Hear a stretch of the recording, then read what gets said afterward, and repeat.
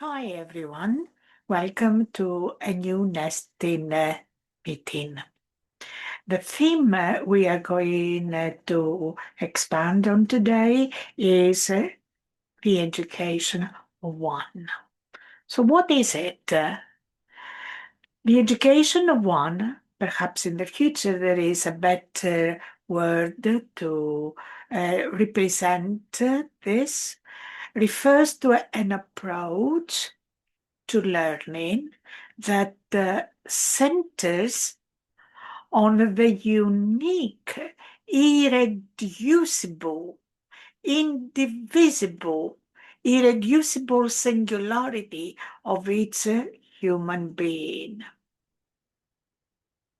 Not in the sense of isolated individualism, but in the sense of a full, integral existence that belongs to the whole of life and expresses the whole of life.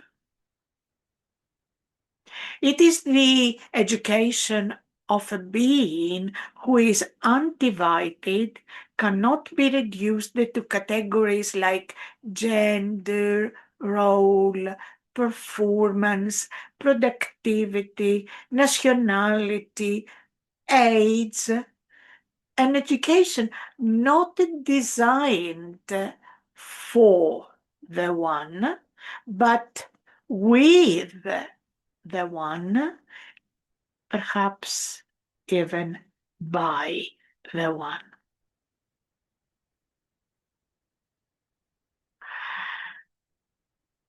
What does this mean? It means that the education of one implies an undoing of dualistic paradigms such as teacher-student, subject-object, knower, known. It does not work on the polarities. Instead, it works from a place of inseparability, suggesting that to educate one is to educate the all and vice versa. It is that balance central point that it works. It implies that every individual contains the potential of the whole. So, education is not mass standardization, but attunement to the singular as a portal to the universal. So it moves, or it asks us to move from individualism and fragmentation or linear teaching or learning to a more holistic way of looking at each focus of interest.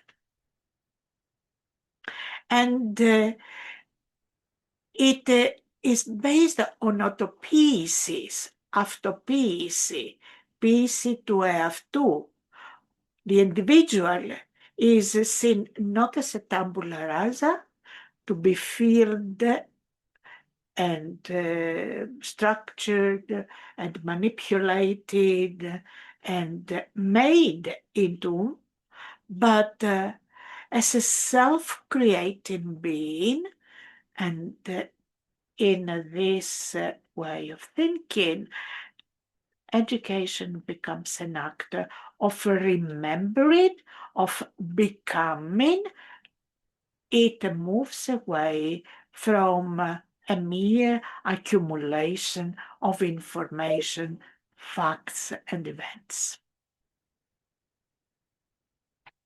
If we go into psychology, we will see that it has psychological implications.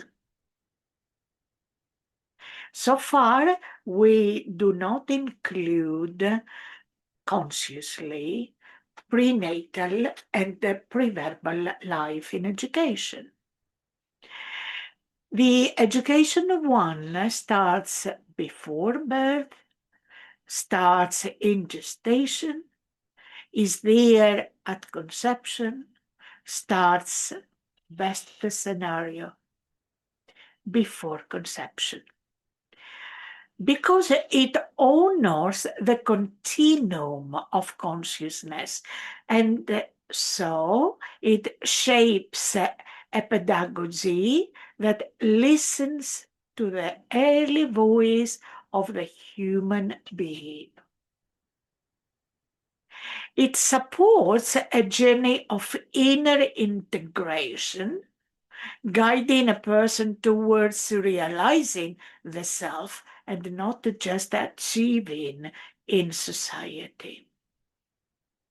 And it is experience sensitive, or the interpretation of the experience sensitive. It meets the learner where each learner is, addressing intergenerational, transgenerational, historical wounds, misinterpretations of reality and experience, and restoring agency to the one. The education of one has got cosmological implications. As above, so below. The education of one becomes a reflection of cosmic order, a microcosmic dance with the macrocosm, and mirrors the embryological experience, the development of the embryo as explored by Jaap van der Waal and other scholars, can serve as a model. Form emerges from movement, from intention, from being in relation.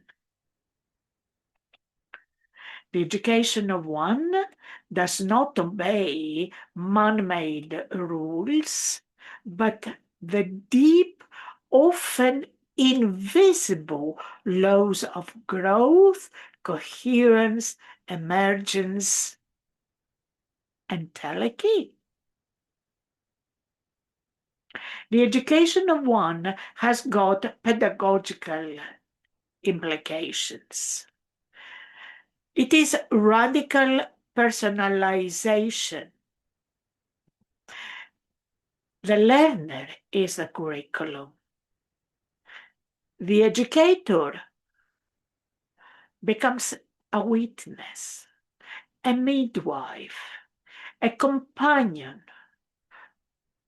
not an authority imposing content.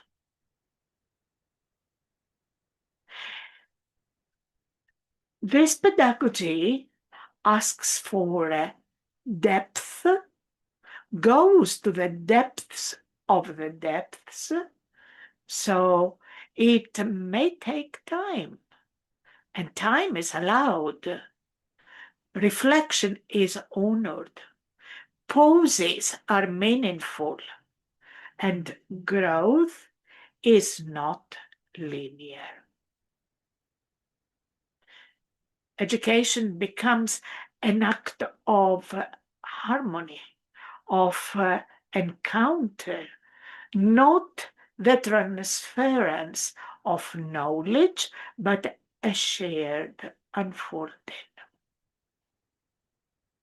It is embedded in myths, stories, movement, dance, images, drawings, art, breath, and silence.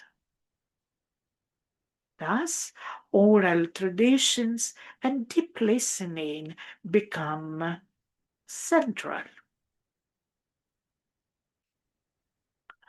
It has a lot of interesting ethical and political insinuations. Because the education of one is an act of recognition, of the recognition of the sacredness of human life. Every being is already worthy, does not wait until this individual becomes somebody, PhD holder, expert recognition, authority, or whatever, then be seen as a human being of dignity and worth. It introduces resistance to massification. It challenges systems that erase uniqueness in the name of efficiency, profit, or ideology. And it is based on intergenerational justice. Educating the one is a commitment to those not yet born, ensuring that every person receives an environment in which they can remember themselves and honor themselves. It advocates inclusivity and responsibility. Thus, it transcends rights-based frameworks alone, and it calls us to mutual responsibility between mother and child, father and mother, parents and children, siblings and siblings, teacher and learner, human and earth. In practice, to educate the one means listening to the human being even from before their birth, and listen to this human being as a subject with experience and meaning.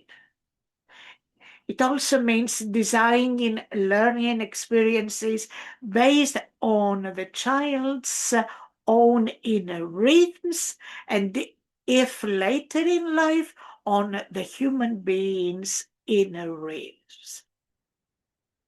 It means recognizing the role of the body, the emotions, the mind, the soul in all human development. It means honoring personal myth and subjectivity, honoring existential questions as central curriculum. It also means allowing silence, unknowing, and wonder to guide inquiry. It means creating environments of beauty, safety, and resonance. The education of one is the education of all, for the one is not alone. The education of one is an invitation to attend to the whole being and to treat every phase of life, from preconception to death, as an opportunity to awaken deeper coherence between who we are and what the world is becoming through us. Don't believe that this is a new thing. Perhaps it is a new name, the education of one, not always known as such, but it has deep roots in ancient traditions, in philosophy, in educational experiments, modern developments that emphasize singularity, wholeness, deep relationality. Let's remember Socrates and Mephistopheles. Inspired by his mother, who was a midwife, Socrates called himself as a midwife of souls, helping people give birth to their own knowledge. He believed in an inner knowing, which through anamnesis comes to the surface through remembering, recollection. And he believed that education is all about awakening something already present within the learner.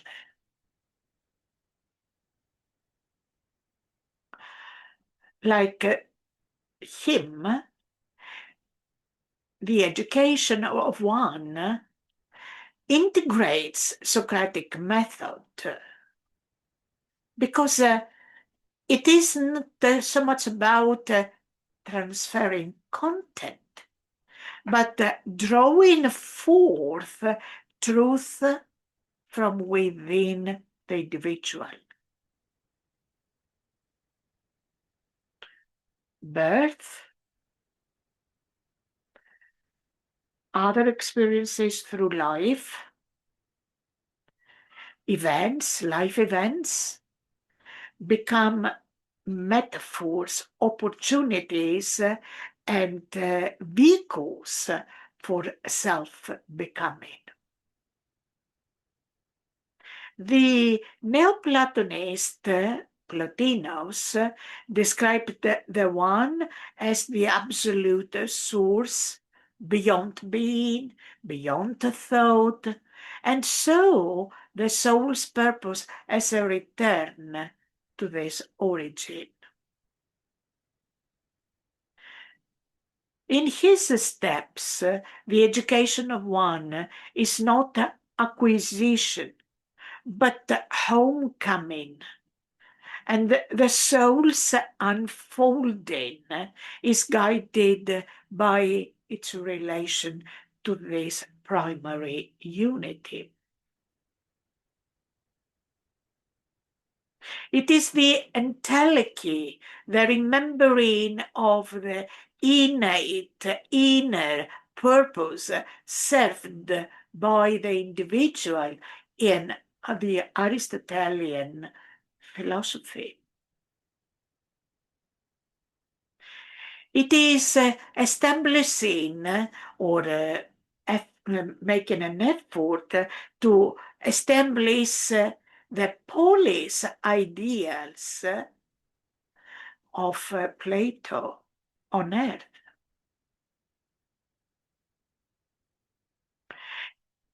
In other cultures, Confucianism, although it is not community-centered,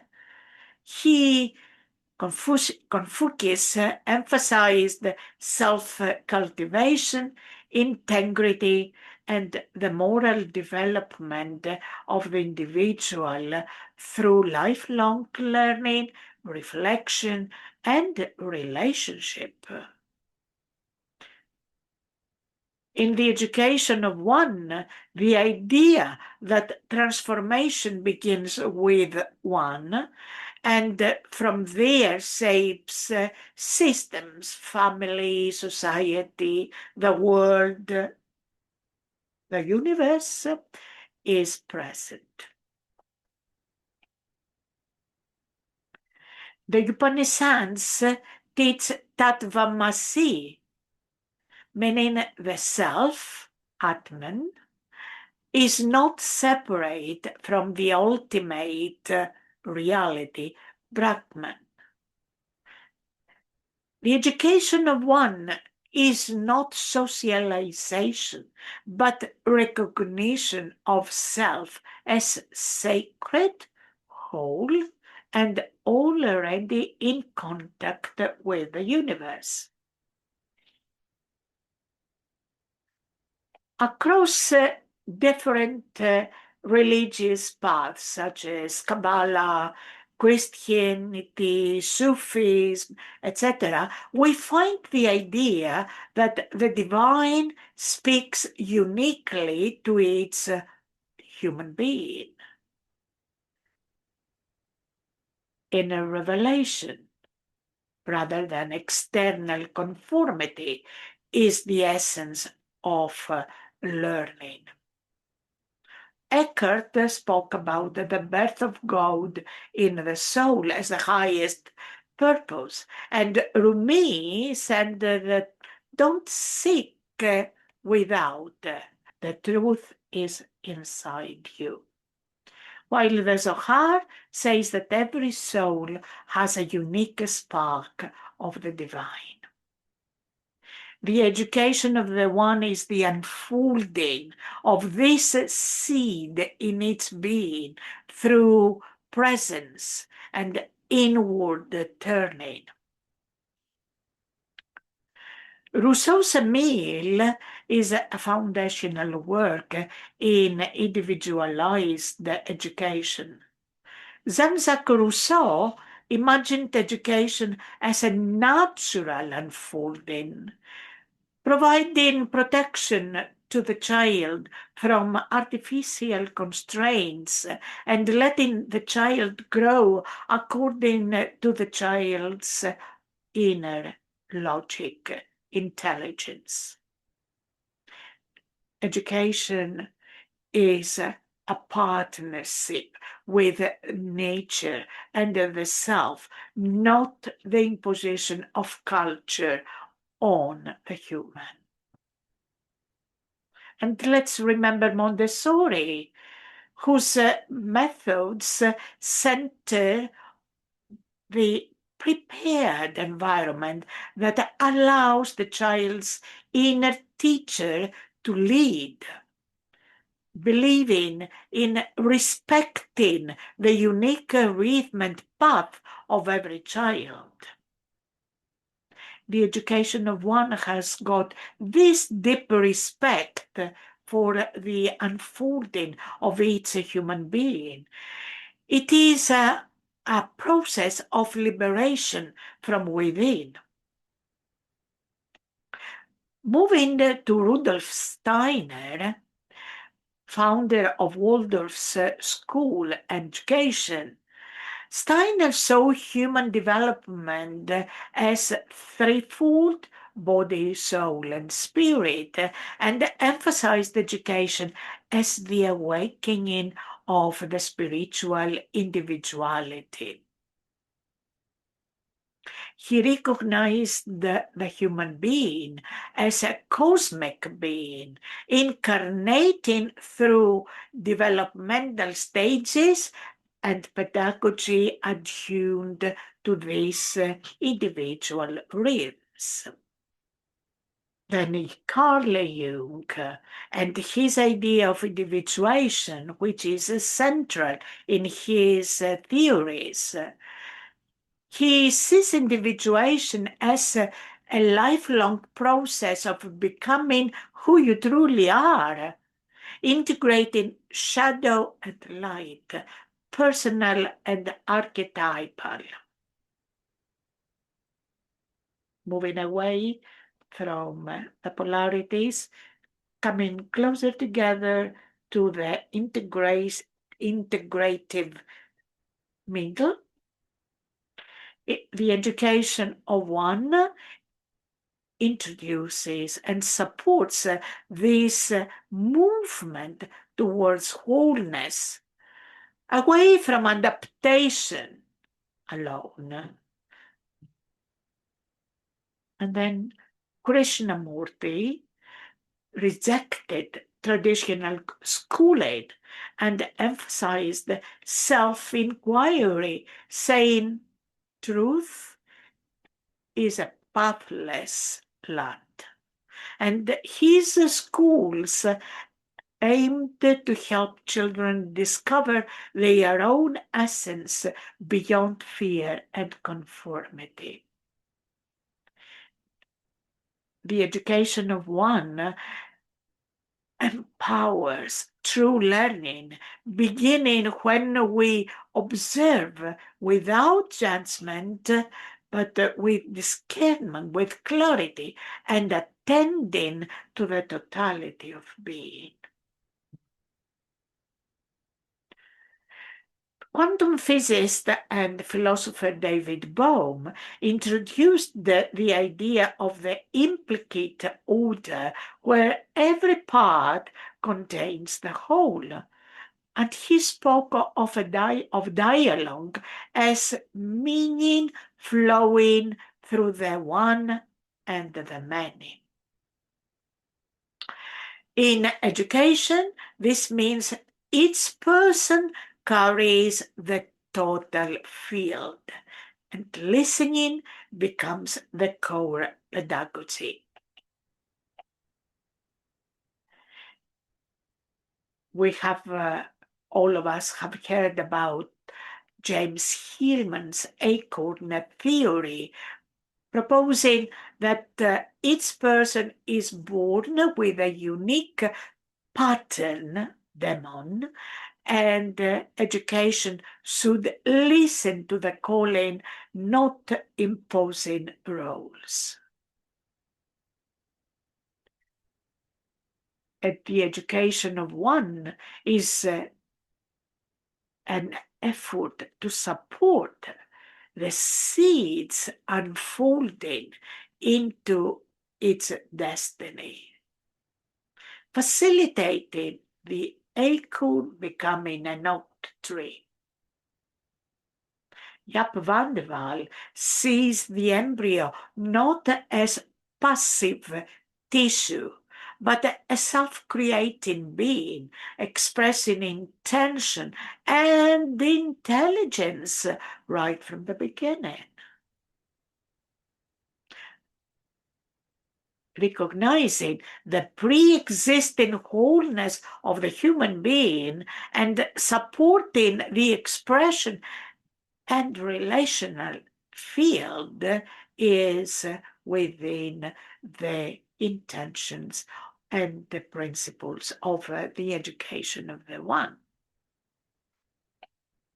And of course, in prenatal sciences, we know very well that the prenate is a sentient being. So if the child is a conscious participant right from the beginning, from conception, then education must be a dialogue from the beginning, not a one-way shaping process.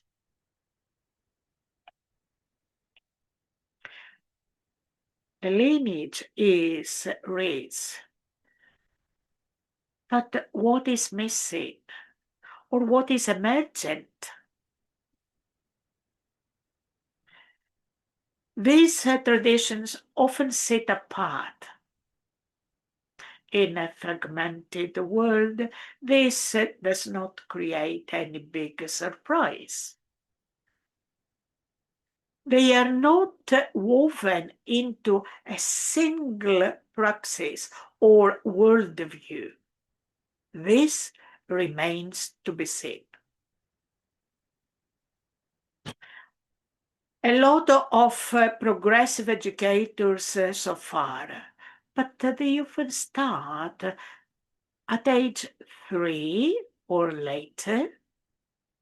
And what about the human being who has already existed from before, from preconception, and has already a worldview which is decided?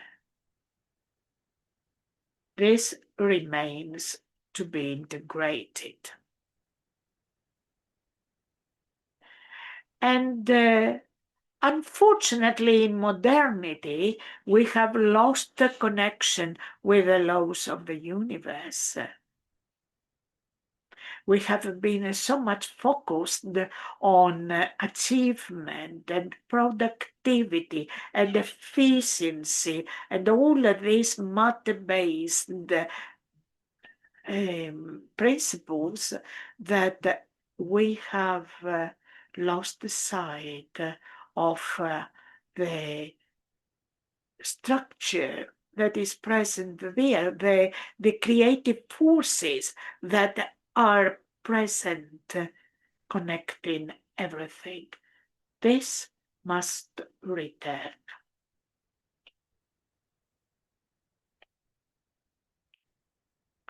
So we need to create a unified philosophical frame, formulate core principles, something like each human is born whole. The one is co-creator, each human being is a co-creator. Education begins before birth, before conception, perhaps never stops. Relationships is the medium of growth, and the cosmos educates through resonance. It is high time we develop new praxis models, design new courses, build dialogue-based schools, and reflect this cosmology from womb to adulthood or maturity, create literacy programs grounded on cosmological and embryological principles, and as we do that, we see the new directions and the new motives that exist.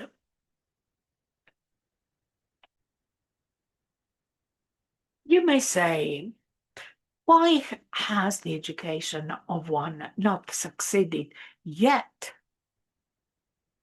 So far, education has been seen as socialization, not individuation.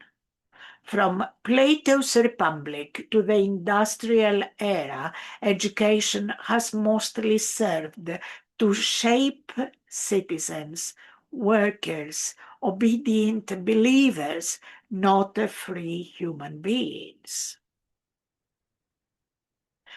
It is a top-down knowledge transfer with hierarchical structures, monarchies, churches, states, favoring standardization and not personalized learning.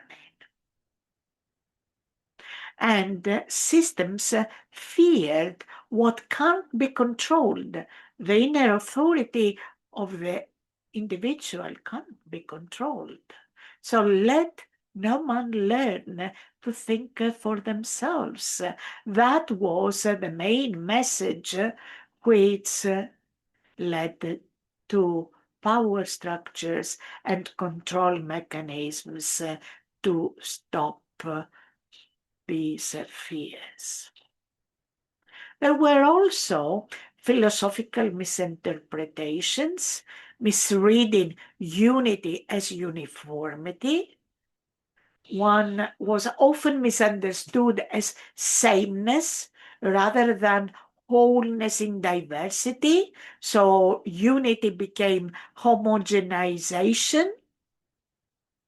And the Western thought, especially post-Cartesian, split mind from body, soul from matter, child from meaning, fragmenting the basis for holistic learning.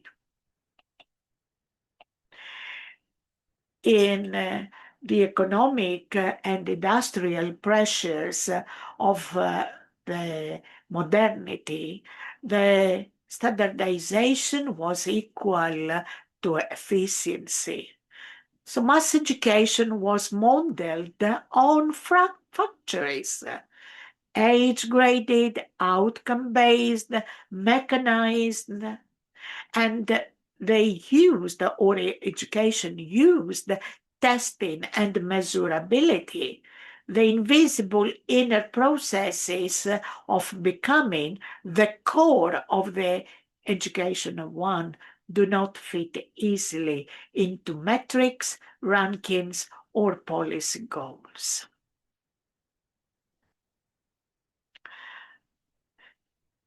Institutional religion suppressed such teachings.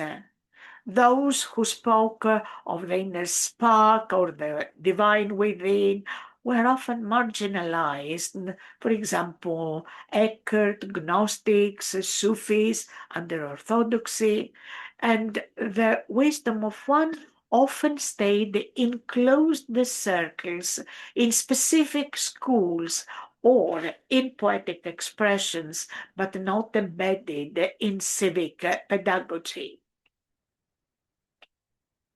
Modern education splits disciplines: science, art, ethics, cosmology, consciousness.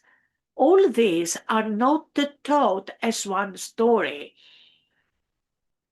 And despite research showing the formative impact of early life, mainstream education starts too late and ignores the inner life of the being from conception.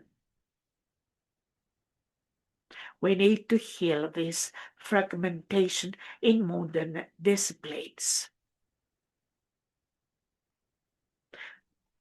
Organizational problems, in quotation marks. Depth requires time, presence, and initiation. Education of one cannot be rushed. In our speed-based culture, this is a challenge. And the education of one invites each person to meet their whole self, light and dark. And mass systems prefer surface success and productivity, not that. And though the idea exists in many traditions, there's been no integrated framework that unites prenatal sciences, complexity, cosmology, and pedagogy in service of the one. There are scattered insights, no synthesis. And there is a lot of mislabeling or dismissing it as spiritual, ungrounded, up there somewhere. Efforts were often dismissed as mysticism, religion, not scientific, pseudoscience, losing credibility in secular academic or policy environment. What can we learn from this? The obstacle of power and control gives us the opportunity to reimagine education as emergence, not instruction. The element of fragmentation allows us to integrate disciplines through complexity and wholeness. This is the opportunity. From standardization, we can learn how to shift, or the need to shift, to unique unfoldings and personal rhythms. From dogma, we can learn how to reclaim the inner scientist, the inner explorer, the inner knower, the inner creator. And from the fear of invisibility, we have the opportunity to develop tools to honor and support the inner processes, building a unifying language across sciences and traditions. The education of one threatens existing paradigms, and history is marked by those who carried its torch, being silenced, ridiculed, suppressed. There was a lot of resistance. Socrates taught people to think for themselves, questioned inherited beliefs, modeled inner authority. But the police, the political order, was threatened. He awakened a society afraid of waking up. Jesus spoke of divine immanence, not institutional mediation, empowered the marginalized, and threatened the existing religious power, Roman authority, and economic order. Giordano Bruno spoke of an infinite universe with each human being a mirror of the whole, and threatening the geocentric worldview and the church's control over cosmology and truth. Maria Montessori, whose schools banned under fascism, gave children freedom and trust in their own rhythm, but threatened fascist ideology that wanted obedient citizens and uniformity. Neil and Summerhill School, which was labeled subversive, Neil taught that children had the right to choose, to govern and grow without coercion. But he threatened the assumption that adults must control children and that education must mold, not unfold. And Krishnamurti, who declared freedom from all systems, refused the dogma, guru roles, and spoke of choiceless awareness, and threatened all organized systems of education, religion, and thought. And prenatal science is still largely ignored. Not that much as in the past, but prenatal sciences ask us to take responsibility of life as expressed in its entity, and acknowledge the consciousness of the unborn, and challenge deterministic biology, and by doing that threatens the narrative of tabula rasa, the legal frameworks, the medical models, the anthropocentric hierarchies. So, how can this be healed? Perhaps we can look at building interdisciplinary bridges, embodying the education of one in community by planting the seed early before fear solidifies, practicing public clarity and poetic clarity, recognizing resistance as a law, not a failure. In a fragmented, crisis-ridden world, something changes. Crisis is both a danger and an opening. Systems are cracking. Education, health, ecology, meaning-making may find their way through the cracks, creating a yearning for unity, purpose, and a reconnection. In these circumstances, the education of one no longer looks naive or utopian, but it becomes necessary for all involved. Time for a new manifesto.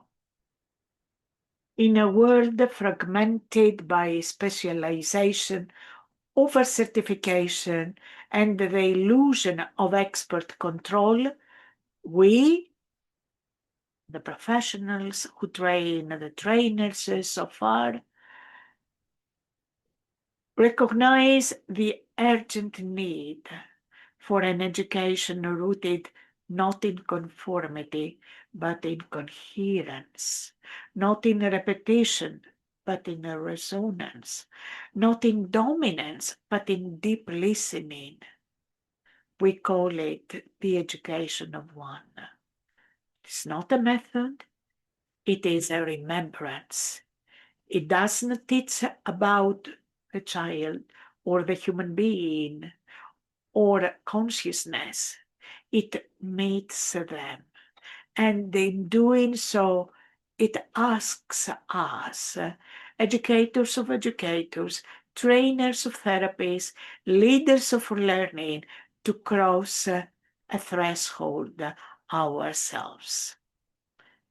From expert to witness, we release the need to know more than those we guide. We become fluent in not knowing, in being present. Our authority is not informational, but relational. We train not only in models, but in meaning making. We rediscover stories, symbol, metaphor, gesture, archetypes as legitimate pedagogies. We stop asking, what do I teach? And start asking, what field are we entering together? We let go of rigidity in favor of rhythm. Structure becomes seasonal, not mechanical. What emerges between people, the field, becomes our curriculum. We honor not only what can be measured, but what can be felt. We stop diagnosing deficits and begin sensing dissonance. We practice layered listening to what is said, unsaid, and held. We recognize our role as not being to replicate the old, but to carry the torch through transformation.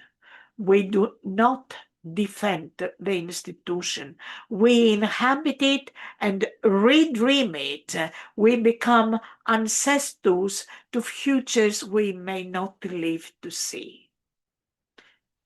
If you resonate with that, join us.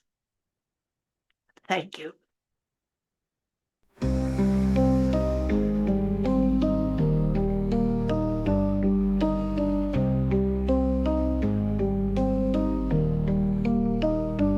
We begin in the one where the silence sings, beyond what we carry, beyond names and things. Not to shape or to mold, but to open the way. The soul knows the path, we just make space. 3 is the seed, the breath, the light. 6 is the weaving, day and night. 9 is the spiral, the gift, the gates. We hold the now and co-create. Let them paint with their stars, draw maps of the sky. Let the questions unfold, the how and the why. Not teachers, but keepers of rhythm and flame. We hold the field, but not the frame. 3 is the seed, the breath, the light. 6 is the weaving, day and night. 9 is the spiral, the gift, the gates. We hold the now and co-create.